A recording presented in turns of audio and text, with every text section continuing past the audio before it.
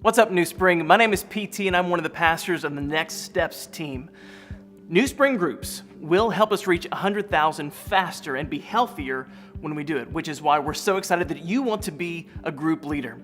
There are a ton of people who attend NewSpring. Even our smallest campus is larger than the average church in America, so we know that it can be intimidating for guests who visit on a Sunday. They might feel lost or overwhelmed. And groups are a great solution to not only making a big church feel small, but making a big church feel personal as well. And as our church grows in numbers, we want to be sure that we're also growing in relationships. We want to see every person connected, and NewSpring groups are the best way to accomplish that. So imagine what the state of South Carolina would look like when 100,000 people are not just coming to church on Sunday, but meeting in homes and in restaurants and in coffee shops, taking next steps every day of the week. The reason why we do NewSpring groups is because the church, I'm talking about the capital C church, has known and realized from the beginning that we can't do life alone. So let's take a short look at a description of what the first church meetings looked like in Acts chapter 2, verses 42 through 47. It says, "They devoted themselves to the apostles' teaching and to fellowship, to the breaking of bread and to prayer.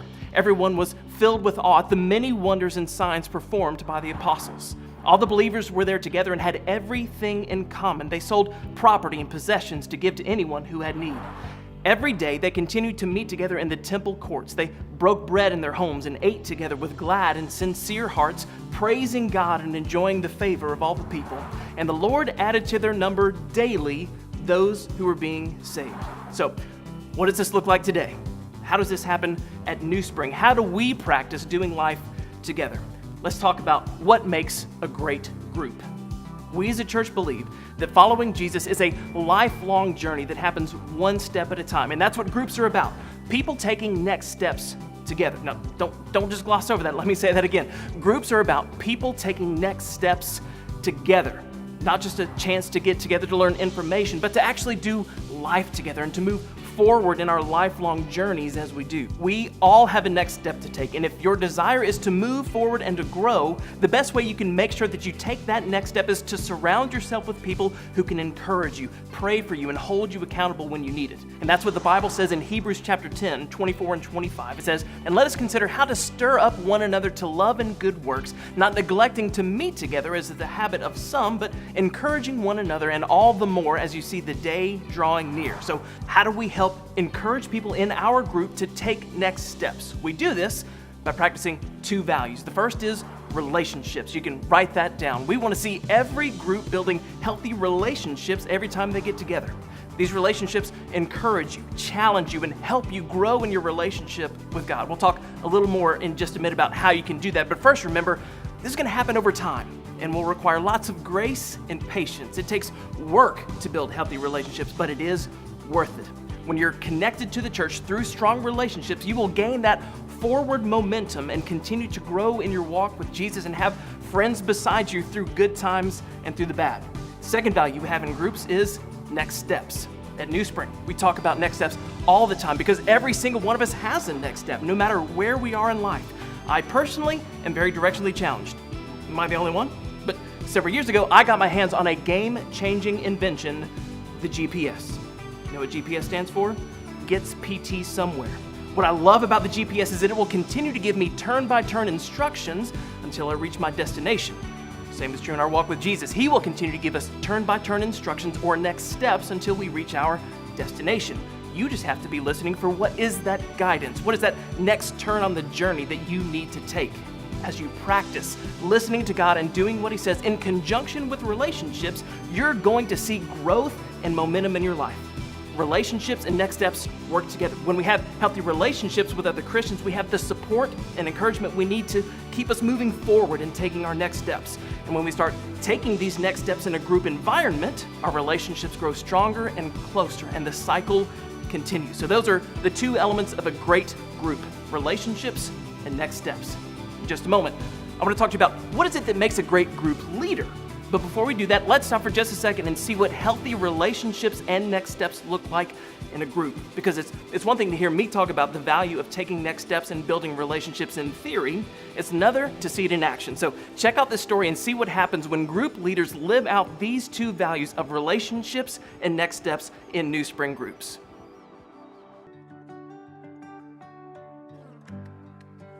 I started attending NewSpring in around the fall of 2011 and didn't know anyone at church. I felt really alone, and the spring of the following year I joined my first small group.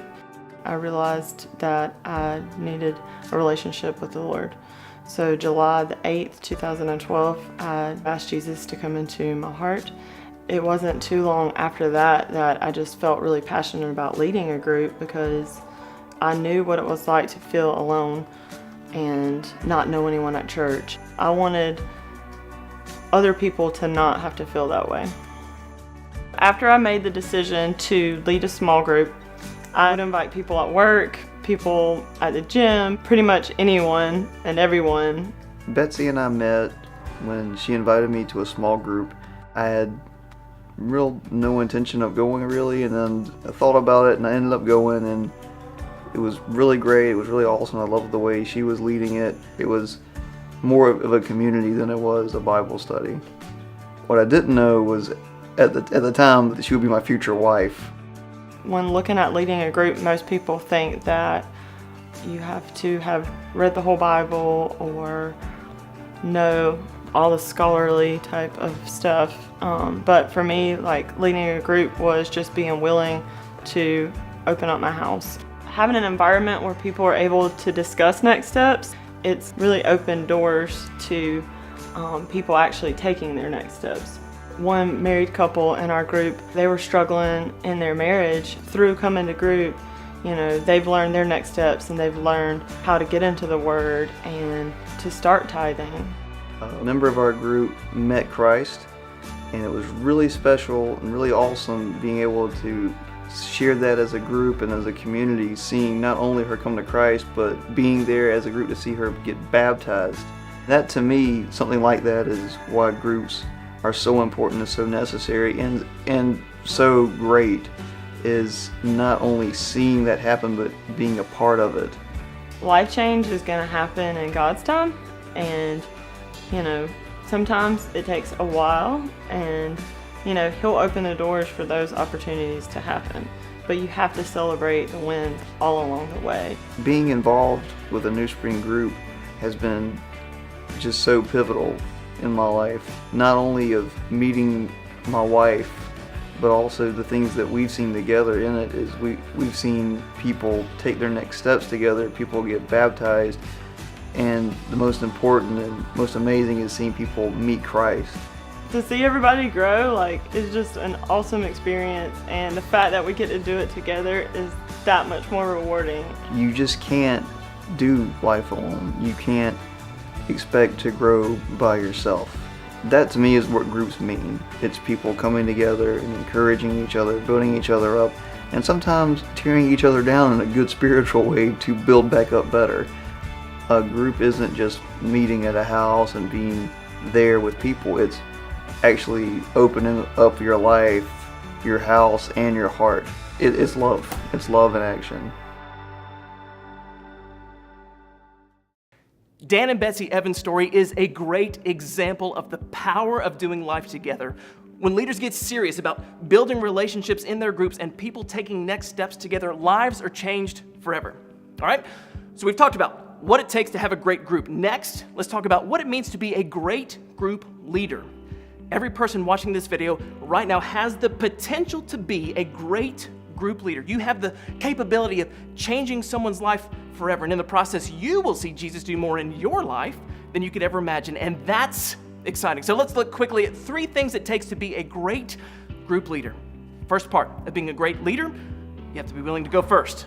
And you can go first in several ways, starting with making Jesus first in your life. It's important that you, as a leader, put a priority on your relationship with Jesus. Doesn't mean you have to be perfect. No one is. We just want to challenge you to be continually growing as a follower of Jesus. The best group leaders are first good followers of Jesus. So stop for a second and think, how is your relationship with Jesus? Can you think back to a time where you completely surrendered your life to Him? If the answer is no, we want to help you be able to say yes, because that's bigger than any step of becoming a group leader, and we would love to do whatever we can to help you with that decision. So talk to your group's connector and they will walk you through it, all right? Otherwise, here's why this whole idea of going first as a leader and making Jesus first in your life is such a big deal. You can't give away what you don't already have. You won't be able to help people make Jesus first in their lives when he's not first in your life. So the second way you can go first is to take your next steps first. Good news is if you're making Jesus first in your life, as we just talked about, this will naturally be the result.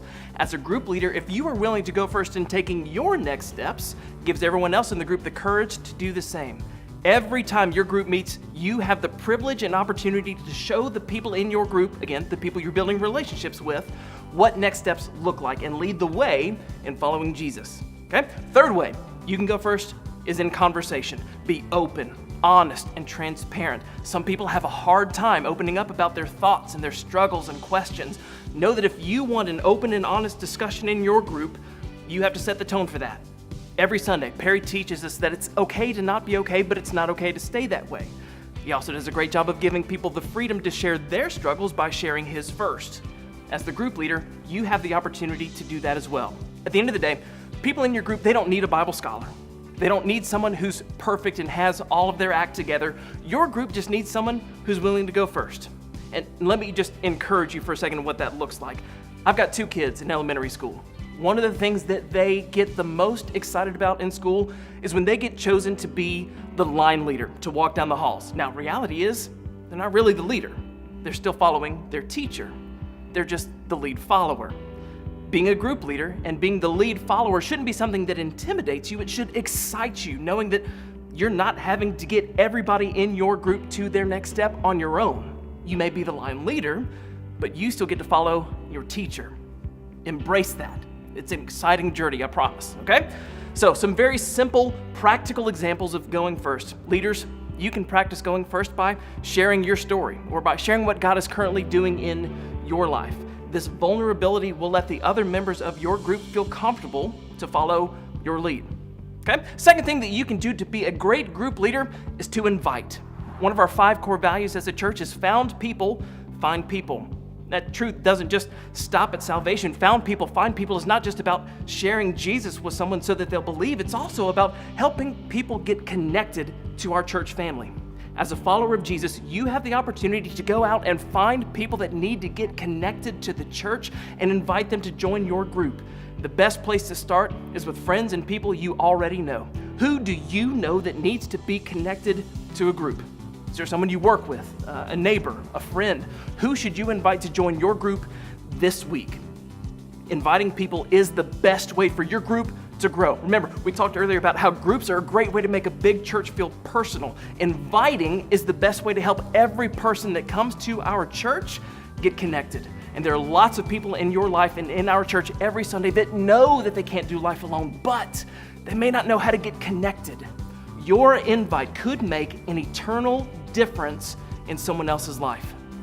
Third way to be a great group leader is to invest in relationships. Know the people coming to your group. I don't mean just know their names and contact information. I mean know them individually. Know their struggles, know their dreams, know their family and their stories. It's an age-old saying, doesn't make it any less true. People don't care how much you know until they know how much you care. So how can you invest in building in relationships with the people that are currently in your group? You're simply looking to make relational deposits to build equity with the people in your group. If you're intentional about investing and making these deposits when hard times hit and there's a relational withdrawal, the relationships in your group are strong enough to weather the storm. So if groups are all about people taking next steps together, then be intentional about the together part of the vision by investing in the relationships in your group. You can invest by caring for your people. There will need to be intentional communication and time together outside of your regular group meeting. Good rule of thumb to follow is just simply the golden rule. Treat everyone in your group the way that you would like to be treated. Every person wants to know that they are cared for, and it won't happen by accident. It takes an intentional investment. You can also invest by preparing. As the leader, it's important to be prepared for your meetings each week. If the group is meeting at your house, make sure it's clean and welcoming. If your group is doing a study, make sure you look over the guide beforehand. It's important that your group knows that you put some thought and planning into your time together. It shows your group that you care. Some practical examples. A great way to practice this every week is by reaching out through a text message or a phone call outside of regular meeting days. just shows the people in your group that you're thinking about them and that you care enough to check up on them throughout the week. Also, when members request prayer for something during a group meeting, follow up to check on them. One final section. How will we help you become the best leader you can be? This is just the beginning of the journey, and we want to invest in you as a group leader. We want to help you. We want to pray for you. We want to celebrate with you and make sure that you know everything you need to know to lead the best group possible. So, we have several resources in place to help you. First, we have a group leader website, newspring.cc/groups/leaders. Here you'll find leadership material, groups vision and information, group studies, and a lot more. So check this blog every week and then subscribe by email. That's one way that we can help you take your next steps as a leader. Another resource is @NewSpring Groups on Twitter. Follow us on social media for leadership tips to keep up with new group studies as they're released. Celebrate next steps being taken in groups. See the group leader of the month and find out what's happening with groups all over South Carolina. Plus, you can add to the conversation by sharing updates or photos of your group by using the hashtags You Can't Do Life Alone, hashtags Next Steps Together, or hashtag NewSpring Groups. An absolutely invaluable resource is our team of group connectors. Every group leader is matched up with a group connector. These are people who are passionate about groups and about you as a group leader. They are your best connection to the group's vision, to information, and to any help you need leading your group. All of our group connectors are carefully chosen and will be an indispensable resource for you when it comes to leading. The group connector's job is to communicate, to celebrate, and to pray. They will communicate vision, information, and help. They will be there to celebrate next steps and to pray for you and your group. One final resource is called In Fellowship. In Fellowship is the site where people can find and sign up for your group. If you check out newspring.cc/groups, you'll see that every leader has a profile and information. This provides everyone in our church with an easy opportunity to sign up for the right group. So to help people find your group, we're going to set up your In Fellowship profile. You're going to be sent a form from your campus groups team to fill out, and once you do that, we will set up your In Fellowship profile for you. All we need you to do is fill out the form and provide a little bit of information. Everybody stay with me for a second. I know that you've been staring at this screen for a few minutes, but if you've zoned out, come back to me, okay? You don't need to respond to emails from In Fellowship. And when I say you don't need to, I mean don't respond to any emails you get from In Fellowship. When someone signs up for your group, the system will automatically email you and notify your campus team. Just ignore it. If it's from In Fellowship, ignore it, delete it, mark it as spam, whatever. The email you want to pay attention to will be from your campus groups team with the name of someone who wants to join your group and their contact information. That's the money email. Don't delete or junk any emails from your campus groups team. When you get the email from your campus groups team, all we want you to do is respond to that email by contacting your new group participant within 24 to 48 hours to start that connection process, all right? We want to help you be a great leader. I know that if you will commit to going first, to inviting and to investing, your group will grow and you will grow as a leader. And that's exactly what we want for you and for your group. So thank you for being willing to lead a group and believing in the power of people taking next steps together. Thank you for helping our church reach 100,000 and helping us grow relationally as we grow numerically. Right now, you have the opportunity to practice going first, investing, and inviting. There are 4 steps that we hope you'll take right after this video. 1, fill out the short form from your campus groups team. 2, start inviting people to join your group. 3, respond to your group connector. And 4, schedule a time for your group to start meeting. That's all for now. Thank you again for being willing to take your next step. I can't wait to see what God does next in your life and the life of your group. The best is yet to come.